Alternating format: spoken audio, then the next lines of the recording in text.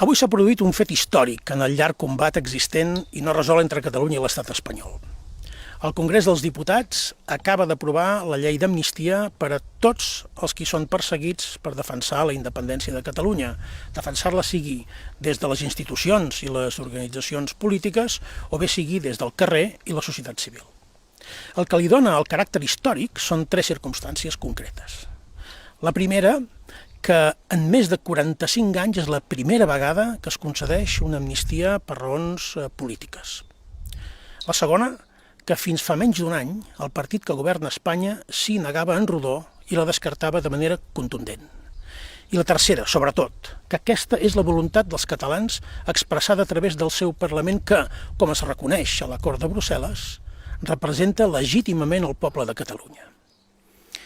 Allò que fa possible que avui el Congrés espanyol hagi votat a favor d'aquesta llei no és, per tant, ni la voluntat dels partits espanyols ni la d'una part minoritària de la societat catalana. Ha estat la voluntat tossuda del poble de Catalunya de fer respectar les seves decisions, allò que alguns definim com a mantenir la posició, allò que permet tornar a la política el que no n'havia d'haver sortit mai.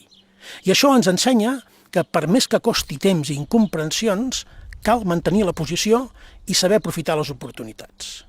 Això no està exempt de sacrificis i d'incerteses. Alguns de nosaltres portem més de 6 anys i mig vivint a l'exili, sense poder ser al costat dels nostres, ni poder fer una vida completament normal i completament lliure.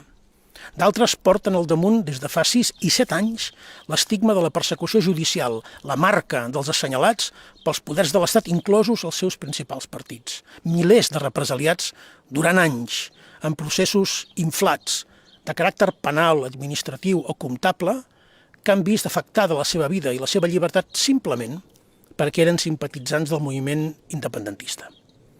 Gent que ha patit en la seva vida familiar i que pateix en la seva vida familiar i en la seva feina les conseqüències d'aquest assenyalament que la premsa patriòtica espanyola s'ha encarregat d'amplificar, fins i tot publicant les fotografies personals perquè no quedés cap dubte de la voluntat d'assetjament. I tanmateix, l'estratègia de la mort civil a què ens volien condemnar avui ha estat combatuda i derrotada amb la nostra força. Sense ella avui no estaríem aquí, i ho sap el PSOE, ho sap Espanya i ho sap tota Europa.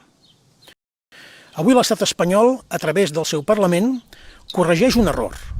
No és l'únic a corregir en la llarga llista d'errors comesos per l'estat espanyol en relació amb les demandes del poble de Catalunya. L'error de la sentència contra l'Estatut de Catalunya, per posar un exemple. Però era imprescindible corregir-lo per poder negociar des d'una certa igualtat de condicions i sense l'amenaça de la repressió. L'amnistia formava part de l'acord d'investidura del president Pedro Sánchez. Han passat 6 mesos i mig des d'aleshores i avui es compleix una de les condicions que van pactar. El camí a recórrer no és precisament un camí de roses, començant per l'aplicació de la mateixa llei. Però avui ens hem tret una de les espines dels peus que ens impedien avançar.